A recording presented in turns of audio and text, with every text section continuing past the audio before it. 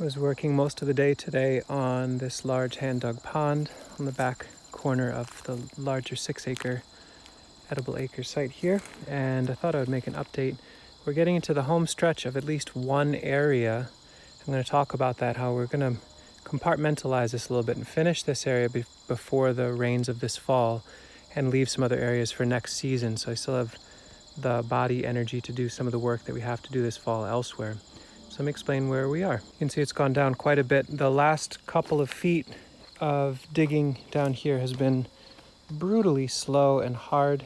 The soil is very dry, very tight, and what I've been doing is going through with the pick end of a pickaxe in order to crack open the soil, and then using the mattock end to actually draw the soil and break it up a little bit. And then my good friend Juan was over helping today, and he was loading the wheelbarrow of that loose material to send up and out, which I'll show where we're sending that now. And then as we get big stones, we're setting them aside. We'll figure out something nice to do with them later.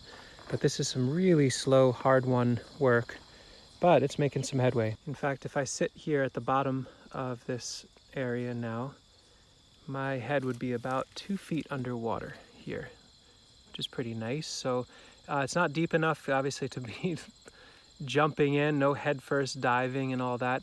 But as it stands right now, if we didn't go any deeper, a whole bunch of people could definitely be in here underwater when this is filled with water. That's the question mark, is when. But when it is, we can all get cold and wet.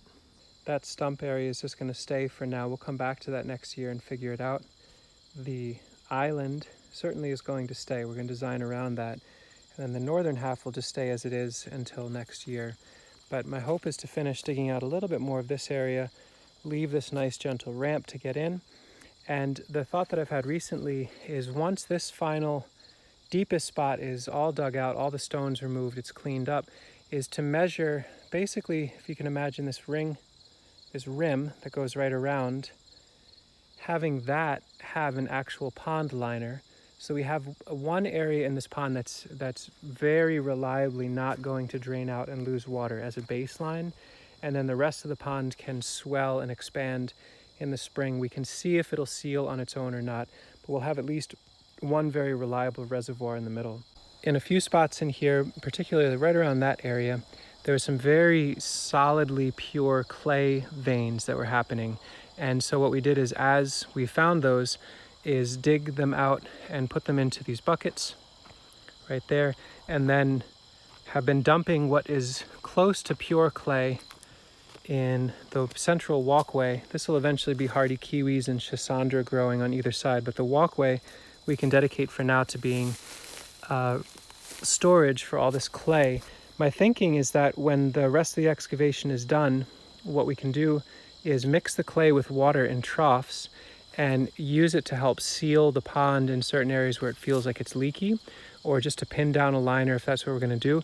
But it seems nice to have this as a resource off to the side and available, ready to go back in if we needed it. And likewise, this really low, no organic matter subsoil is not useful for making permanent raised beds. So instead, what we're using it for is to create this really large but loose dike to retain water in the pond. And what we've been trying to do is, as we dig, is mix a little bit of a clay-y area, a little bit of a sandy area. So in other words, all of this is a very rough sketch, raw ingredient material for building cob structures later on. So we'll get to see how it holds water, where we want overflows to be, where we want to retain more water, and then we can skim the excess off of this and mix it with water and water and straw later on, and use it to build more infrastructure. Like you see here, these cob structures are made of subsoil from this property mixed with straw.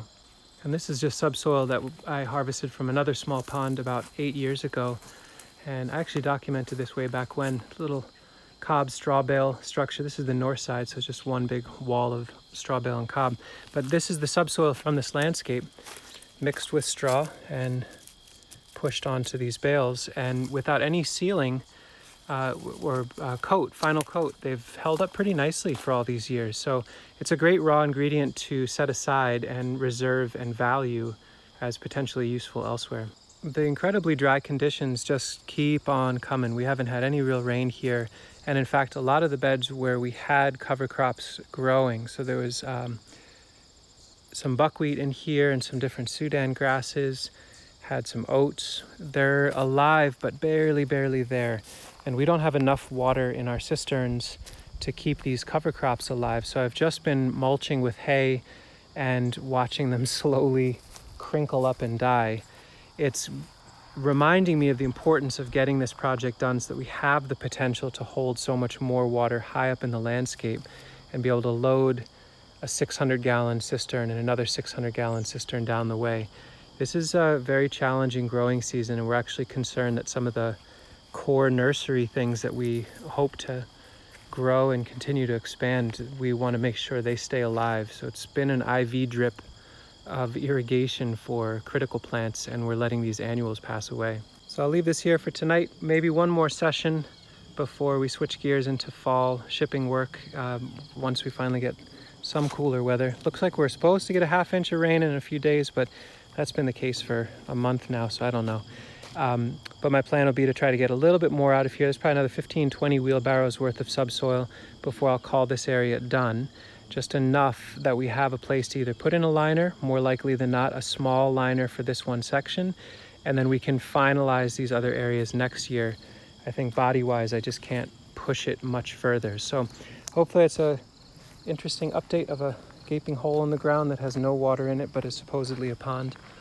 And well, you can see, you get down in there, it actually has a fair bit of depth and really nice level of detail. The pickaxe does a great job of letting me define the edges and the boundaries of these different walkways.